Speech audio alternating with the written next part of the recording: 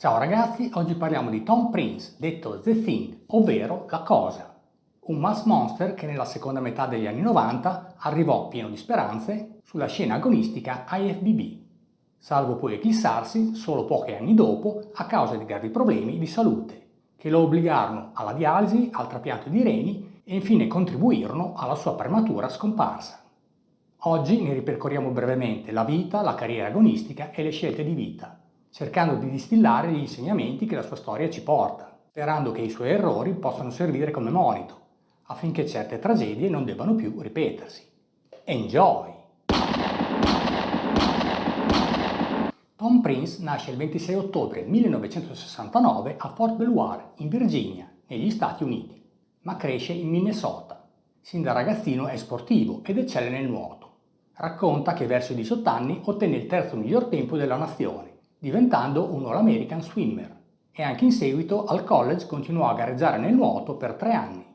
Chiusa la carriera come nuotatore, Tom cerca un'attività sportiva per mantenersi in forma e scopre il bodybuilding. Racconta che durante il primo anno di allenamento con i pesi passò da 88 a 112 kg, una trasformazione che gli fece capire di essere portato per questo sport, stimolandolo a mettersi in gioco e gareggiare. E così, mentre studiava per ottenere il master in letteratura inglese, ogni giorno dalle 6 alle 7 di mattina Tom si allenava in palestra, con l'obiettivo di diventare un bodybuilder professionista. Comincia a gareggiare nel 1993 e, dopo un paio di competizioni minori, trasferitosi in Florida, nel 1995 partecipa agli NPC Nationals, arrivando secondo nella categoria pesi massimi dietro a Don Long, un piazzamento inatteso per Tom, allora atleta sconosciuto, un evento che descrive come la più bella esperienza della sua carriera agonistica. Nel 1996 riprova agli NPC Nationals ed è ancora secondo dietro a Jay Cutler. Lo stesso anno è secondo dietro a Craig Titus al campionato NPC USA. Le aziende del settore cominciano a notarlo e nonostante gareggi ancora fra i dilettanti, la compagnia di integratori Matrix gli offre un contratto di sponsorizzazione che va ad integrare i proventi del suo lavoro in una palestra locale, i seminari e le esibizioni, permettendogli di mantenere la sua famiglia, moglie e 2 figli e continuare gli studi. Nel 1997 la svolta. Si riprova agli NPC Nationals, presentandosi sul palco a 105 kg distribuiti su 1,73 m di statura e vince sia la categoria pesi massimi che l'assoluto, ottenendo la Pro Card. Dopo un paio d'anni spesi a cercare di aumentare il volume muscolare per essere competitivo sul circuito pro, lontano dalle gare arriverà sui 135 kg, nel 1999 debutta fra i professionisti e fra il 1999 e il 2002 parteciperà a 8 competizioni, senza però riuscire a vincere nessuna gara. Fra i momenti salienti della sua carriera ricordiamo la Notte dei Campioni del 2001, dove si presentò a 115 kg in ottima condizione, ottenendo un prestigioso terzo posto, che rimarrà anche l'unico podio della sua carriera come pro. E ancora il 16° posto al Mister Olympia 2001 e il 7° posto alla Notte dei Campioni del 2002. Nonostante i risultati modesti, nel 2003 ha solo 34 anni ed è ancora intenzionato ad emergere. Comincia la preparazione per partecipare alla Notte dei Campioni, ma qualcosa non funziona. È sempre esausto, riscontra una ritenzione idrica anomala e invece che sul palco finisce col trovarsi all'ospedale, dove gli viene diagnosticata una grave forma di insufficienza renale e problemi cardiaci. I suoi sogni si infrangono in un istante. Finisce in dialisi 3 volte alla settimana e deve ritirarsi dallo sport agonistico. Ma il problema ai reni è solo uno dei malanni che affliggono Tom. Sentiamo cosa ebbe a dire riguardo alle ragioni del suo ritiro dallo sport in un'intervista con Dave Palumbo.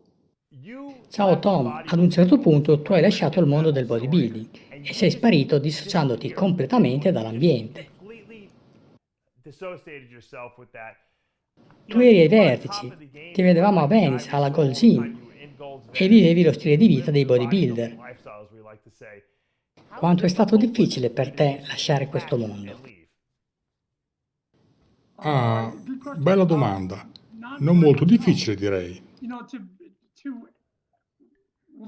Al tempo non avevo solo problemi ai reni, ma avevo anche altri problemi fisici.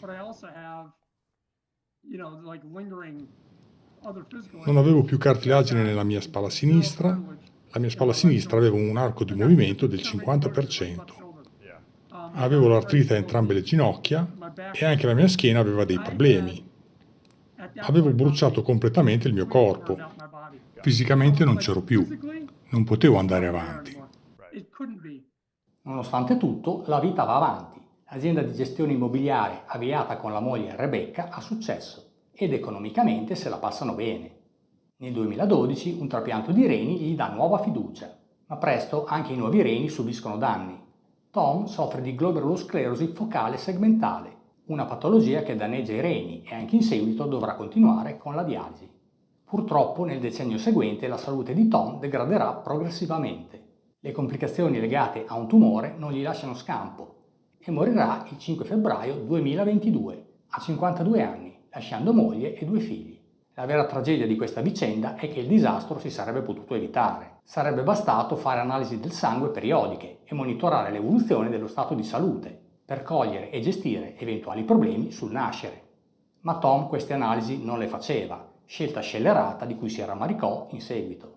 Contrariamente a quello che molti credono, ben pochi bodybuilder che usano steroidi sono seguiti da equip mediche specializzate che monitorano il loro stato di salute. Più spesso, come nel caso di Tom, non vengono fatte nemmeno le analisi di routine e i bodybuilder non vogliono nemmeno pensare ai possibili problemi, quasi che ignorare i pericoli possa in qualche modo tenerli lontani. Ma niente è più lontano dal vero e così spesso ci si accorge dei problemi solo quando i danni sono già gravi. In palestra Tom aveva un tipico approccio old school. Racconta che praticava 2 sessioni di allenamento al giorno per circa 3 ore complessive, 6 giorni a settimana. Eseguiva 4 esercizi per gruppo muscolare da 3 serie ciascuno, per un totale di 12 serie per distretto. Usava carichi elevati con ripetizioni nel range delle 5 e 8 e portava ogni set a cedimento. Per spalle e schiena utilizzava un volume di lavoro più alto, eseguendo 5 esercizi da 3 serie, per 15 serie complessive. Un approccio basato sull'utilizzo esclusivo di carichi pesanti, certamente efficace per costruire massa muscolare, ma anche molto stressante a livello articolare. E lo stesso Prince ammetterà che nel tempo le sue articolazioni uscirono distrutte da questo trattamento e che, potendo tornare indietro, avrebbe dedicato almeno un 25% del suo allenamento a ripetizioni più alte, sulle 12-15, usando carichi più leggeri. L'autoalimentazione faceva 6 pasti al giorno, modulando le calorie in funzione degli obiettivi agonistici. Tom era piuttosto aperto riguardo all'argomento doping e pubblicò in rete il protocollo di farmaci che aveva utilizzato per gareggiare alla Notte dei Campioni nel 2001, un ciclo di 16 settimane dove utilizzava GH, testosterone, decadurabolin, Winstrol, qualche inibitore di aromatasi, a cui si aggiungevano gli antidolorifici, e riteneva che proprio l'uso prolungato di antinfiammatori, unito alla pressione alta e al peso eccessivo, fosse stata una delle cause dei suoi problemi ai reni. Riassumendo, Tom Prince è stato una meteora che ha attraversato la scena del bodybuilding IFBB. Guidato da uno spirito ossessivo, ha preteso troppo dal suo fisico, ignorando i segnali di allarme del suo corpo, e ne ha pagato pesantemente le conseguenze. Una vicenda simile a quella di tanti altri bodybuilder, che hanno compromesso la propria salute cercando di affermarsi nello sport. Quel che resta di Tom è una testimonianza importante, che possiamo sintetizzare in alcune sue considerazioni semplici ma illuminanti. Diceva: mi sento come il capitano Ahab che insegue Moby Dick. Alla fine, dopo che Moby Dick distrugge la nave, Ahab muore senza aver mai capito che non può vincere. Ecco perché è la grande tragedia americana. Non si rende conto che morirà, pensa sempre che vincerà, ma tu sai sin dall'inizio che perderà. Ora capisco di essere stato il protagonista della mia tragedia. Ho inseguito la balena e alla fine la balena ha attaccato. E fondamentalmente l'ho capito solo quando era troppo tardi. E ancora, uno dei messaggi più importanti che voglio trasmettere a tutti i bodybuilder che fanno uso di doping è quello di sottoporsi regolarmente a esami del sangue. Come dire che prevenire è meglio che curare. Credo che non ci sia altro da aggiungere. Ciao, alla prossima!